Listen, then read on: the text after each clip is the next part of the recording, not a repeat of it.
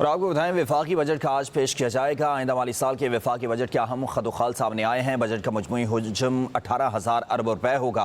Budget में दिफा के लिए 2,100 अरब, तवानाई के लिए 253 अरब और इंफ्रास्ट्रक्चर के लिए 827 अरब रुपए मुख्तस किए गए हैं। आइंदा बजट में पानी के मनसूबों के लिए 206 अरब रुपए, समाजी शोबे के लिए 280 अरब, शोबा ज़राअत के लिए 42 अरब रुपए रखे गए हैं। बजट में गवर्नेंस के लिए 28 अरब रुपए मुख्तस किए गए हैं। विफाकी बजट 2024-25 के हवाले से आपको अपडेट किया जा रहा है कि विफाकी बजट आज पेश किया जाएगा। आइंदा माली साल के विफाकी बजट के अहम खदोखाल सामने आ गए हैं। मज़ीद तफसीलात हासिल करते हैं अपने नुमाइंदे मुर्तज़ा रॉय से। मुर्तज़ा बताइएगा, आज बजट पेश किया जाना है। आज बिल्कुल it's important day for Pakistan. आइंदा माली साल का जो वफाकी बजट है वो आज कौमी असम्बली में पेश किया जाएगा। शाम के वक्त 4 बजे कौमी असम्बली का इजलास तलब किया गया है, जिसके बाद मामूल की कार्रवाई होगी और उसके बाद वज़ीर ख़जाना मोहम्मद औरंगज़ेब आइंदा माली साल का वफाकी बजट जो है वो कौमी असम्बली में पेश करेंगे। इस बजट के कुछ खदोखाल जो हैं वो सामने आए हैं, जैसे ये 18,000 अरब रुपए के लगभग होगा आइंदा माली साल का बजट, और गुज़श्ता माली साल के मुकाबले में इसमें बहुत बड़ा इजाफा इस बार देखने में आ रहा है। और इसके अलावा जो दिफा है उसके लिए 2100 अरब रुपए रखे गए हैं। आइंदा माली साल के बजट में इंफ्रास्ट्रक्चर के लिए 827 अरब रुपए रखे गए हैं। इसी तरह तवानाई के लिए 253 अरब, ट्रांसपोर्ट और मवासलात के लिए 279 अरब, इसके अलावा पानी के मनसूबों के लिए 206 अरब, समाजी शोबों के लिए 280 अरब रुपए रखे गए हैं। जबकि सेहत के लिए बहुत कम बजट रखा गया है जो कि 45 अरब रुपए के करीब है। जबकि हायर एजुकेशन कमीशन के लिए जो इस्लामाबाद का HEC है उसके लिए 93 अरब रुपए रखे गए हैं।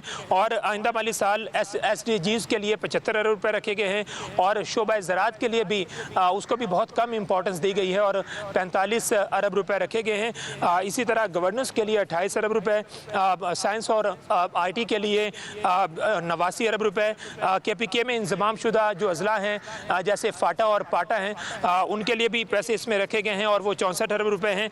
जबकि आज़ाद कश्मीर और गिलगित बल्तिस्तान के लिए 75 अरब रुपए रखे गए हैं। इसी तरह बजट में सरकारी मुलाजमीन के हवाले से भी जो वो इक़दामात हैं वो सामने आ रहे हैं। जैसे तखमीना ये है कि 15 से 20% जो सरकारी मुलाजमीन हैं उनकी तनख्वाह में इजाफा किया जाएगा, लेकिन गालिब गुमान ये है कि 15% तक आज इजाफा मुतवक्की है। इसी तरह बजट में सूद और कर्ज़ों की अदायगी के लिए सबसे ज़्यादा पैसे रखे गए हैं जो कि 9.5 ट्रिलियन रुपए हैं।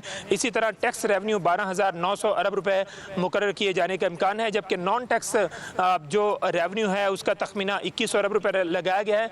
पेट्रोलियम लेवी की मद में 1050 अरब रुपए जो है वो रखने का तखमीना है। जबकि नए मुलाजमीन के लिए जो रज़ाकराना पेंशन सिस्टम है वो भी मुतारिफ कराए जाने का इम्कान है, जिस पर काफ़ी महीनों से जो FBR है वो काम कर रहा है। इसके अलावा रिटायर्ड मुलाजमीन को ताहयात की बजाय 20 साल पेंशन देने की भी तजवीज़ है। और आज जब वफाकी वज़ीर ख़जाना मोहम्मद औरंगज़ेब कौमी असम्बली में बजट पेश कर रहे होंगे तो इस हवाले से भी जो इक़दामात हैं वो सामने आएंगे। जबकि पेट्रोलियम मसनूआत पर 5% सेल्स टैक्स आयद होने का इम्कान है। इसी तरह जो GST है उसकी मेयारी शरह भी जो है वो 1% से बढ़ाने की तजवीज़ है।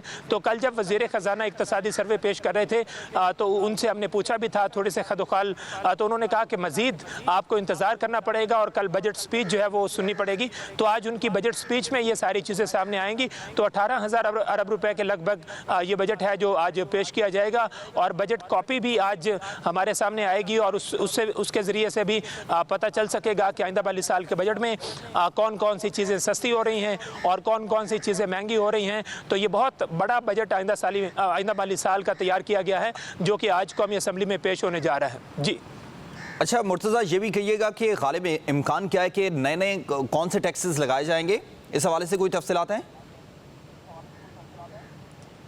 आज बिल्कुल इस वक्त जो टैक्सेस की बात हो रही है वो ज़्यादातर रियल एस्टेट जो सेक्टर है उस पर ज़्यादा टैक्सेस लगाने की जो तजवीज़ें हैं वो सामने आई हैं। क्योंकि जब भी टैक्स की बात होती है तो जो सरकारी मुलाजमीन हैं, जो मुलाजमत पेशा अफराद हैं वो टैक्स देने में सबसे आगे हैं। जबकि दूसरी जानिब जो सनतें हैं और इसके अलावा जो रियल एस्टेट सेक्टर है यहाँ से जो टैक्स कलेक्शन है वो बहुत कम हो रही है।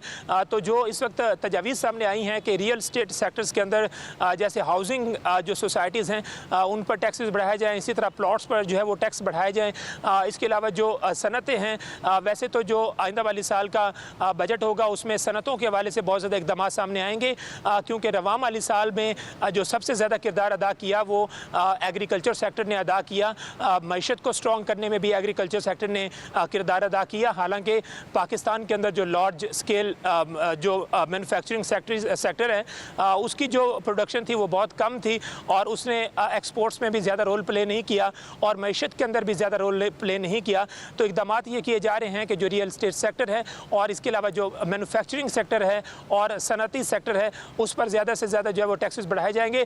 इसके अलावा जो इम्पोर्टेड गाड़ियाँ हैं जो पाकिस्तान में जिनकी जो ख़रीद है वो ज़्यादा बढ़ गई है, इम्पोर्ट्स ज़्यादा बढ़ गई है इम्पोर्टेड गाड़ियों की। ठीक है, तो उस बहुत हवाले से भी शुक्रिया मुर्तज़ा रॉय वाले से अपडेट कर रहे थे। नए माली साल के बजट में वफाक और सूबों की तरक्याती बजट में 1000 अरब रुपए तक का भी इजाफा किया गया है।